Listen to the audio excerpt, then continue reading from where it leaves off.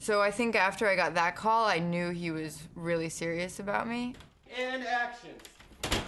And that's when I read the books. I had seen the movies at that point, but I didn't want to read the books until I knew that I had a serious chance at it, because I know myself and I knew if I read the books I would become obsessed, and then it would just be that much harder if I didn't get the part.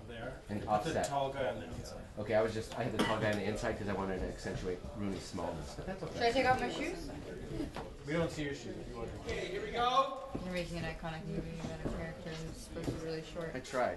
When I read the books, I was like, I can do this. What she did is incredible, but there was room for a completely different interpretation.